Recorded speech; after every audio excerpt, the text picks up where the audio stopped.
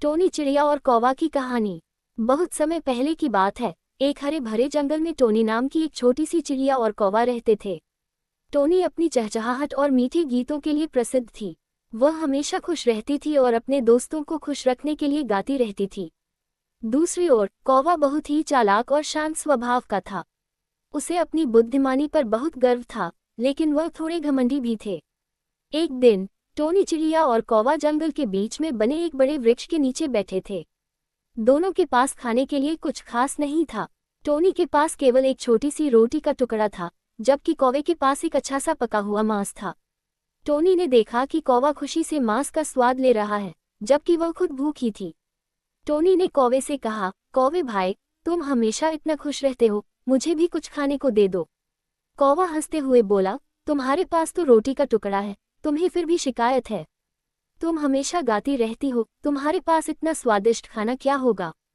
Tony ने शरारत से कहा, ठीक है, तुम ठीक कह रहे हो, लेकिन मुझे लगता है कि मेरे गीत सुनकर तुम्हें और ज्यादा खुशी मिल सकती है।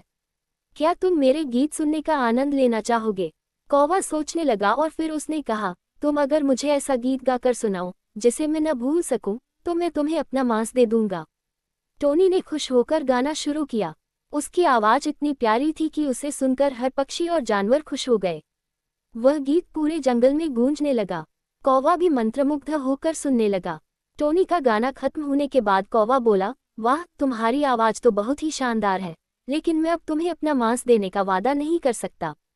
टोनी मुस्कुराते हुए बोली, तुमने तो मुझसे वादा किया था कि गाने के बदले मांस दोगे, तो फिर क्यों नहीं दे रहे हो।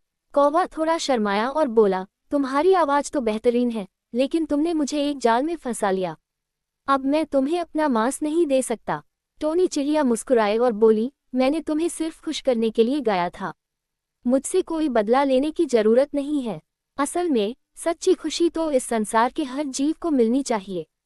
तुम अगर अपना मांस मुझे दे भी देते, तो वह खुशी नहीं मिलती जो हमें एक दूसरे के साथ समय बिताने से मिलती है।